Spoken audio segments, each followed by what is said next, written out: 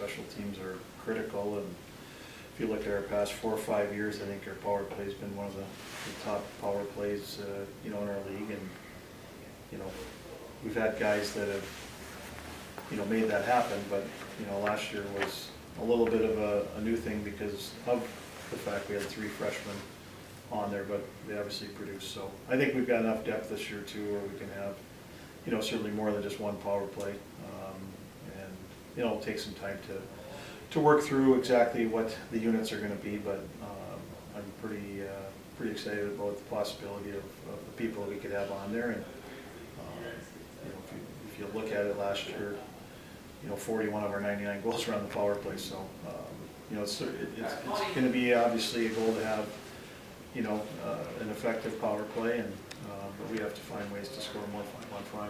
You know, we got 5 of our top scorers back. You know, with we're going to look to Cameron, Easy, and Farley to build off their freshman years. I mean, I think a big player in that is Caleb Herbert, who has certainly got the ability to be a high-end offensive player in our league. I think, you know, certainly as a junior too, and one of our upperclassmen, we're going to count on him. You know, Joe Vassaraba had a career year goals last year with 10, so you know, hopefully he can continue to build off that and have a better year. You know, Justin Crandall played a lot for us, had some opportunities. So you know, you're going to count on your upperclassmen. I think in our freshman class and sophomore class, you know, I mentioned a couple of the sophomores, but I think, you know, Dominic Toninato, Alex Iafallo, you know, are two of the freshmen that we're counting on to come in and, you know, produce offensively, and they're going to be put in those situations throughout the year. And you know, they have good numbers in the USHL, and you know, I think they're going to start the year together, and hopefully they can keep that chemistry. The other 2 freshman forwards in Sammy Spurl and Kyle Osterberg are certainly, you know, gonna challenge for playing time, and you know, both of them have the ability. I think Sammy was you know, over a point a game guy in his junior career, and you know, he comes in as our oldest freshman as a 20-year-old. So I know he's got the ability to score. So where he plays and how he fits into all that is going to be determined. But you know, same thing with Kyle. I mean, he's a smaller player. He's going to remind a lot of people kind of like a Luke Stoffaker, where he's going to be, you know, one of those guys it's hard to play against. You like having him on your team, but he's got some skill and offensive ability as well. So I think all 4 of those guys, you know, coming in have the ability to make us better offensively. I like the fact that they're all back, so they've all got experience. You know, even Alex Fons, you know, who came last year and you know, got in, you know, a game, and you know, so you know, Matt played the most. McNeely, probably going into the year, based on that, he's probably, you know, we're counting on him to kind of, you know, maybe be that number 1, but I don't want to discount Aaron Crandall either. He's played the most games. He's a 5th-year senior. He's got 20-plus wins in his career here, and he's also, you know, one of the guys at the end of the year. He had a couple shutouts, played in the playoffs for us, and you know, so we need those guys to be good, and it's going to be certainly, I think it starts between the pipes for us.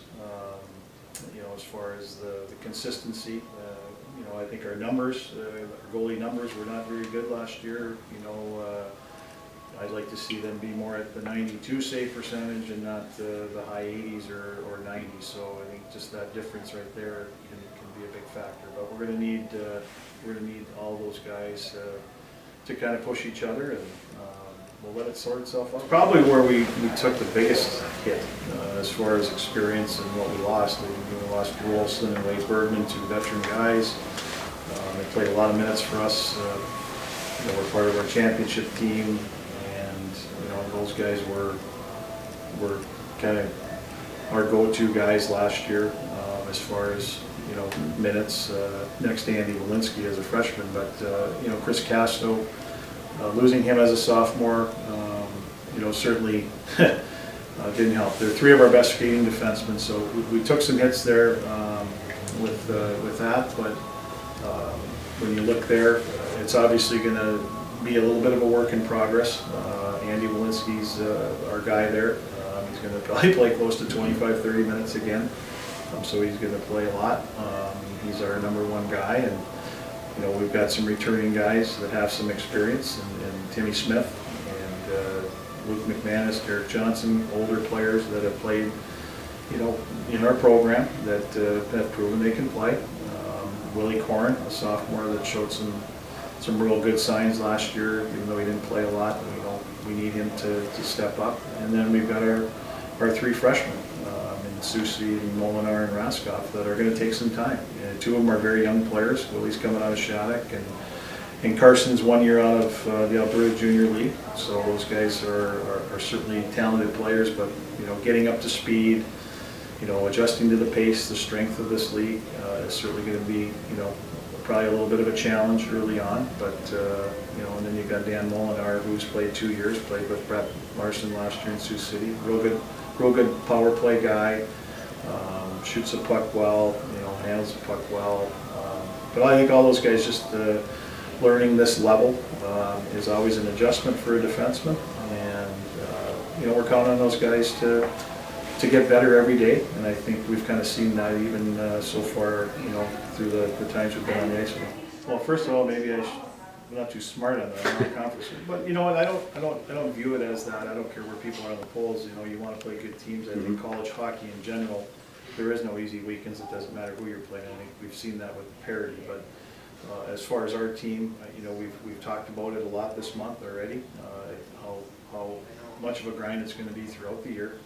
I think it can be, you know, certainly beneficial playing those teams. I think it forces you to get better.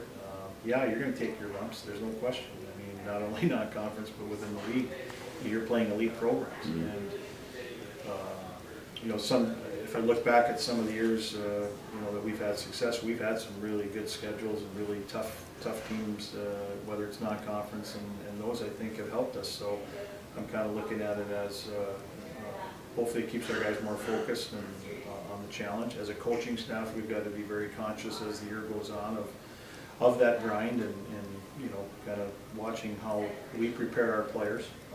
So there's a lot that's going to go into it. But you know, again, when we played in the WCHA, it was always tough. You know, the NCHC is going to be the same every weekend.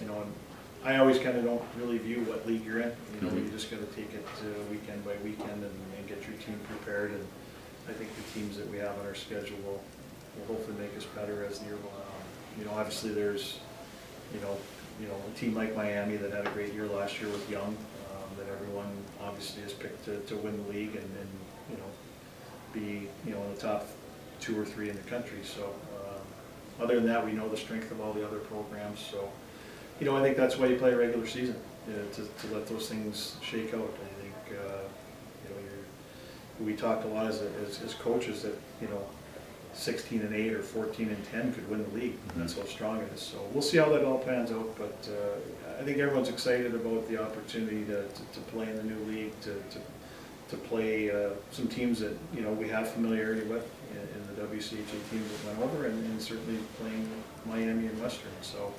And hopefully the fans will enjoy it more. The hockey's going to be great. You're going to see more of those teams in our buildings, which I think is exciting, you know, to help maybe build more of the rivalries. And I think that's what we kind of lost when we got to 10 and 12 teams. We didn't see teams enough. So hopefully that all is going to be a real positive. And